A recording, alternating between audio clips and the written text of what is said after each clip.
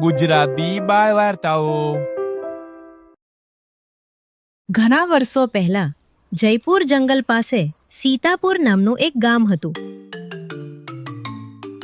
તે ગામમાં વીરજી નામનો એક કુંભાર રહેતો હતો. તેની પાસે એક ગધેડો હતો. તેનું નામ વીરુ હતું. વીરુ ગધેડો ખૂબ જ આળસુ અને ઘમંડી હતો. વીરુ ગધેડો તેના માલિક માટે કોઈ કામ કરતો ન હતો. તે એક નંબરનો આળસુ અને કામચોર હતો. વીરુ ગધેડો હંમેશા તામના સમય પર નજીકના જંગલમાં ફરવા નીકળી જતો અને ફક્ત જમવાના સમય પર જ ઘરે વીરજી કુંભાર પાસે આવતો.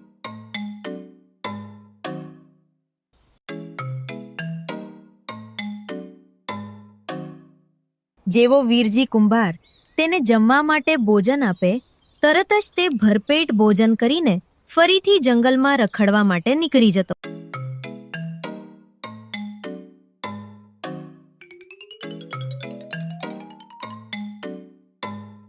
આવી જ રીતે વીરુ ગધેડાની જિંદગી પસાર થતી હતી.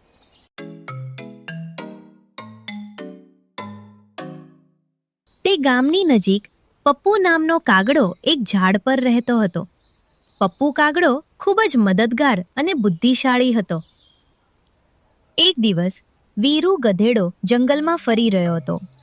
ફરતા ફરતા વીરુ ગધેડો પપ્પુ કાગડાના ઝાડ પાસે આવ્યો. વીરુ ગધેડાએ દૂરથી જોયું કે ઝાડ પર કાગડો છે. તેથી તે ઝાડની નજીક ગયો અને પછી તેઓ વાતો કરવા લાગ્યા. હેલો દોસ્ત, તારું નામ શું છે? હું પપ્પુ કાગડો છું. અને તારું નામ શું છે? દોસ્ત, હું છું વીરુ અને પાસેના ગામમાં વીરજી કુંભારને ત્યાં રહું છું. આવી રીતે થોડીક વાર તે બંનેએ વાતો કરી અને વાતચીત દ્વારા તેઓ મિત્રો બની ગયા. વીરુ ગધેડો અને પપ્પુ કાગડો દરરોજ મળતા અને આખો દિવસ સાથે જ રહેતા. પરંતુ ધીરે ધીરે પપ્પુ કાગડાને સમજાઈ ગયું કે વીરુ ગધેડો સાવ જ આળસુ અને કામચોર છે. પણ પપ્પુ કાગડો વીરુ ગધેડાને સારો મિત્ર સમજતો હતો અને તેના માટે હંમેશા ચિંતિત રહેતો. તેથી પપ્પુ કાગડો સતત વીરુ ગધેડાને તેના માલિકની વાત સાંભળવાની અને કોઈ કામ કરવાની સલાહ આપતો. થોડાક દિવસ આમ જ પસાર થયા. એક દિવસ પપ્પુ કાગડો અને વીરુ ગધેડો ફરી રહ્યા હતા ત્યારે સાંભળ મિત્ર વીરુ, તું તારા માલિકની વાત કેમ નથી સાંભળતો? તું તેના માટે કાંઈ કામ પણ નથી કરતો. તું આખો દિવસ તો મારા જોડે ફરે છે. ફક્ત ખાવા માટે જ તારા માલિક પાસે જાય છે. તારે તારા માલિકની વાત સાંભળવી જોઈએ. નહીં તો વીરજી કુંભાર એક દિવસ તને ઘરમાંથી કાઢી મૂકશે. પછી તું ક્યાં જઈશ? આવું થાય એના કરતાં તું સરખી રીતે કામ કરવા જા તારા માલિક પાસે. આખો દિવસ અને રાત આવી રીતે ભટકવાનું બંધ કરી દે હવે તું, અને કામમાં ધ્યાન લગાવ. હું તો કાંઈ મારા માલિકની વાત નહીં સાંભળું. જો તે મને ઘરમાંથી કાઢી મૂકશે તો હું જંગલમાં જતો જઈશ. પણ હું કોઈની વાત સાંભળી ના શકું. હું કોઈના હાથ નીચે રહીને કામ ના કરી શકું. પણ વીરુ ગધેડા, તને ત્યાં સવાર સાંજ બપોર આમ ત્રણેય ટાઈમ ભોજન મળે છે, એ પણ કોઈ મહેનત કર્યા વગર. તો તારે તારા માલિકની વાત સાંભળવી જોઈએ, જેથી કરીને તને મહેનત વગર ભોજન મળી શકે. તું મારી સામે જો, મારે ભોજન માટે દરરોજ મહેનત કરવી પડે છે. જંગલમાં દૂર દૂર સુધી જવું પડે છે. આટલું હાર્ડવર્ક કર્યા પછી જ અમને ભોજન મળે છે. તારે તો અમારા જેવું કોઈ હાર્ડવર્ક નથી કરવું પડતું. તો પ્લીઝ તું સમજદાર બન અને વીરજી કુંભારની વાત સાંભળવાનું શરૂ કર.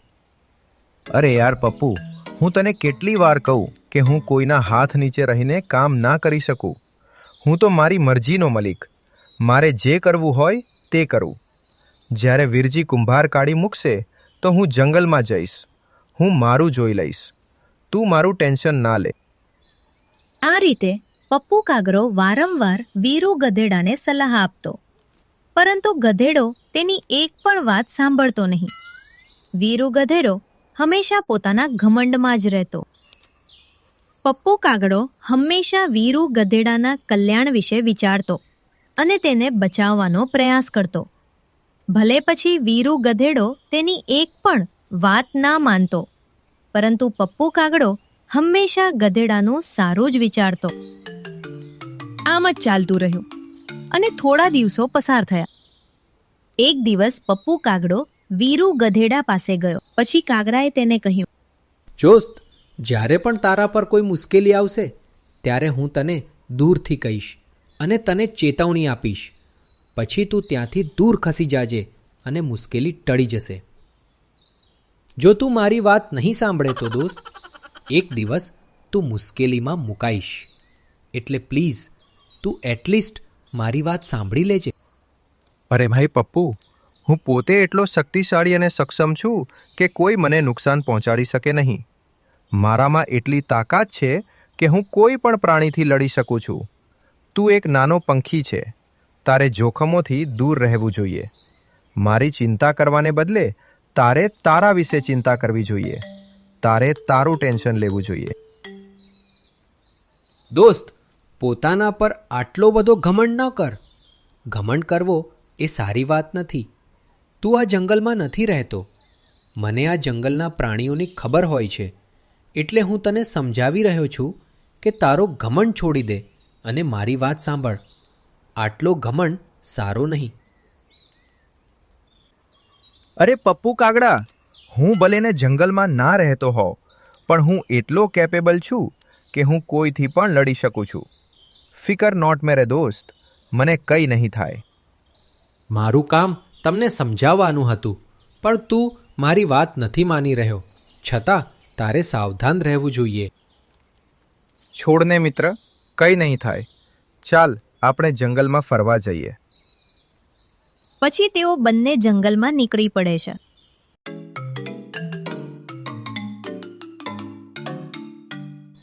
એક દિવસ વીરુ ગધેડો ખેતર પાસે કાદવમાં પડેલો હતો. તેનું શરીર કાદવથી ઢંકાયેલું હતું.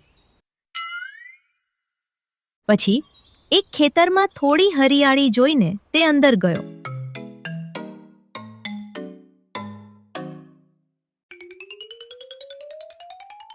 એક રાનો ગાય ત્યાં ઘાસ ચરી રહી હતી. રાનો ગાયે વીરુ ગધેડા તરફ ગુસ્સાથી જોયું. આ જોઈને વીરુ ગધેડાને પણ રાનો ગાય પર ગુસ્સો આવ્યો. ગધેડાએ ગાય તરફ મોટી આંખોથી જોયું. તું શું જોઈ રહી છે? અહીંથી નીકળી જા, નહીં તો હું તને ઉપાડીને નીચે ફેંકી દઈશ. આ મારો એરિયા છે. તારી હિંમત કેવી રીતે થઈ મારા એરિયામાં આવવાની? આ સાંભળીને રાનો ગાય ખૂબ ગુસ્સે થઈ ગઈ. શું? તારો એરિયા? એક ગધેડો થઈને તારી આટલી હિંમત કેવી રીતે થઈ? ઊભો રે, તને પાઠ ભણાવવો જ પડશે. આ કહીને રાનો ગાય હુમલો કરવાની જ હતી. એટલામાં પપ્પુ કાગડો વચ્ચે આવી ગયો. રાનોબેન, મારી વાત સાંભળ. આ ગધેડાને શરીરમાં ખંજવાળનો ભયંકર રોગ છે. તે ખંજવાળ દૂર કરવા માટે કાદવમાં સૂઈ જાય છે. જુઓ, તેના શરીર પર ઘણો કાદવ છે. જો તું તેને સ્પર્શ કરશે તો તને પણ તે ખંજવાળ આવશે. પછી તારે પણ કાદવમાં સૂતું રહેવું પડશે. પણ તને ખંજવાળ દૂર નહીં થાય. તું બુદ્ધિશાળી છે. શું તું સમજે છે કે હું શું કહું છું? નજીકમાં બીજું એક ખેતર છે. તે આના કરતાં પણ લીલું છે. તું ત્યાં જા અને મન ભરીને ઘાસ ખા. રાનો ગાય કાગડાએ જે કહ્યું તે સમજી ગઈ અને શાંતિથી બીજા ખેતરમાં જતી રહી. આવી રીતે પપ્પુ કાગડાની ચાલાકીથી વીરુ ગધેડો માર ખાવાથી બચી ગયો. પરંતુ તેમ છતાં વીરુ ગધેડાનું ઘમંડ ઓછું થયું નહીં. જોયું પપ્પુ કાગડા, આ રાનો ગાય મારાથી ડરતી હતી. સારું થયું કે તે મારાથી દૂર ચાલી ગઈ. નહીંતર આજે તેને ખરાબ રીતે મારવામાં આવ્યો હોત. એવું નથી મિત્ર. મેં તેને સમજાવી અને તે માની થઈ ગઈ. તેથી તે જતી રહી. લડવું ઝઘડવું એ સારી વાત નથી. ક્યારેક તારે પણ કિંમત ચૂકવવી પડે. આટલું બધું અભિમાન સારું નથી. આ બધું ભૂલી જાતું. હું કોઈથી ડરતો નથી. હું કોઈને પણ હરાવી શકું છું. તને ખબર નથી કે મારી પાસે કેટલી શક્તિ છે. કાગડાએ વિચાર્યું કે હવે તેને સમજાવવું નકામું છે. તે કોઈ ઓન હાલતમાં પોતાનું અભિમાન છોડવાનો નથી. વીરુ ગધેડાનો અભિમાનનો પડદો હજુ ઊંચકાયો ન હતો. પછી કાગડો ઉડી ગયો અને તેના માળામાં જતો રહ્યો. થોડા દિવસો પસાર થયા. એક દિવસ વીરુ ગધેડો ખેતરમાં ઘાસ ખાઈ રહ્યો હતો અને પપ્પુ કાગડો એક ઝાડ પર બેઠો હતો. તે જ ક્ષણે બીજી બાજુ એક વાઘ શિકારની શોધમાં જંગલમાંથી બહાર આવ્યો અને ખેતર તરફ આવી રહ્યો હતો. તે શિકાર શોધી રહ્યો હતો એવામાં વાઘને ખેતરમાં ઘાસ ખાતો વીરુ ગધેડો જોયો. વાઘે વિચાર્યું, અરે વાહ, શું તાજો માજો ગધેડો છે! આજે તો સારો શિકાર મળશે મને. આવું વિચારીને વાઘ ગધેડા તરફ આવ્યો. વીરુ ગધેડાએ વાઘને જોયો નહીં, પરંતુ પપ્પુ કાગડો ઊંચી ડાળી પર હતો. એટલા માટે તેણે તરત જ વાઘ જોયો. તે સમજી ગયો કે ગધેડાનો જીવ જોખમમાં છે. પછી તે જોર જોરથી બૂમો પાડવા લાગ્યો.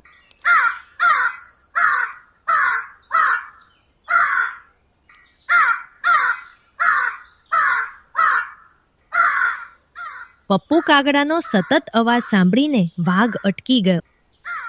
તેણે વિચાર્યું, અરે, આ કાગડો આટલો બધો કેમ બૂમો પાડે છે?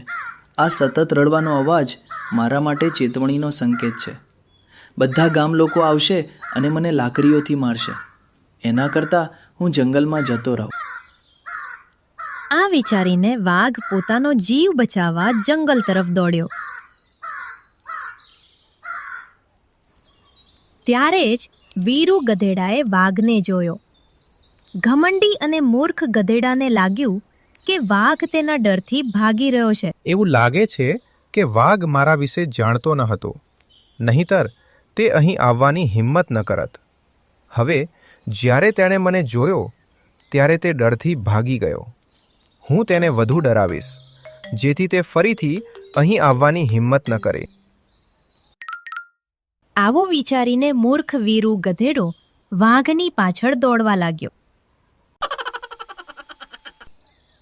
વાઘ આગળ દોડી રહ્યો હતો અને ગધેડો તેની પાછળ. મૂર્ખ ગધેડો વાઘની પાછળ દોડી રહ્યો હતો અને થોડીક વારમાં તે બંને જંગલમાં પહોંચી ગયા. વાઘે પાછળ ફરીને જોયું તો ગધેડો તેની પાછળ આવી રહ્યો હતો અને તેના મોઢામાં પાણી આવી ગયું. તેને વિચાર્યું કે હું તો આ ગધેડાનો શિકાર કરવા ગયો હતો અને આ ગધેડો અહીં પોતે જ મારી પાસે શિકાર થવા આવી રહ્યો છે. આ તો ભાગ્યની વાત છે. ગધેડો અને વાઘ સામે સામે ઊભા રહી ગયા. અરે મૂર્ખ વાઘ, તું મારા ડરથી ભાગી રહ્યો છે ને? આ જો હું તારી સામે આવ્યો છું તને વધારે ડરાવવા માટે. અરે મૂર્ખ ગધેડા, હું ડરું અને એ પણ તારાથી? પાગલ થઈ ગયો છે કે શું તું? હું તારો શિકાર કરવા આવ્યો હતો, પરંતુ કાગડાના અવાજ સાંભળીને મને લાગ્યું કે ખેતરનો માલિક વિને મને મારશે, એટલે હું પાછો આવી ગયો. બાકી હું શું કામ તારાથી ડરું? તું તો તુચ્છ પ્રાણી છે. ત્યારે કાગડો દૂરથી એક ઝાડ પર બેસીને ગધેડાને ચેતવણી આપતા કહ્યું, અરે મિત્ર ગધેડા, જલ્દીથી ભાગી જા. આ વાઘ ખૂબ જ ખતરનાક છે. તારો જીવ જોખમમાં છે. મને ખબર છે કે તું મારી સાથે મજાક કરી રહ્યો છે મિત્ર. હા હા હા હા. આમ કહીને ગધેડો હસી રહ્યો હતો. ત્યારે વાઘે ગધેડા પર હુમલો કરી દીધો અને તેને મારી નાખ્યો. ગધેડાનું અભિમાન તૂટી ગયું. ગધેડાની મૂર્ખતા અને ઘમંડને કારણે વાઘ તેને મારીને ખાઈ ગયો. તો બાય મિત્રો, આ વાર્તા આપણને શીખવે છે કે આપણે ભયથી દૂર રહેવું જોઈએ. આપણે જ્ઞાનીઓની સલાહ સાંભળવી જોઈએ અને ક્યારેય ઘમંડી ન બનવું જોઈએ. જો આપણે ઘમંડમાં રહીએ અને માતા પિતાની વાત ન સાંભળીએ તો ગધેડાની જેમ આપણો વિનાશ થાય જ. પહેલેથી જ ઘમંડ અને અભિમાનમાં જીવતો હતો. તે ના તો પોતાના માલિકની વાત સાંભળતો કે ના તો પોતાના મિત્ર પપ્પુ કાગડાની વાત સાંભળતો હતો. તેથી જ વાઘ તેને મારીને ખાઈ ગયો. આ વાર્તા પરથી આપણે શીખ્યા કે જ્યાં ખતરો હોય તેનાથી હંમેશા દૂર રહેવું અને હંમેશા માતા પિતાની વાત સાંભળવી જોઈએ.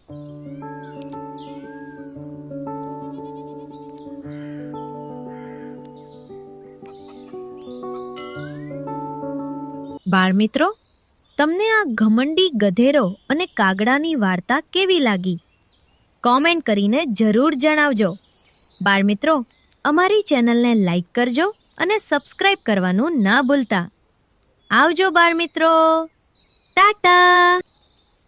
બાળ મિત્રો લાઈક કરવાનું ના ભૂલતા, સબસ્ક્રાઇબ કરો આપણી ચેનલ ગુજરાતી બાળ વાર્તાને અને જુઓ સુંદર મજાની વાર્તાઓ.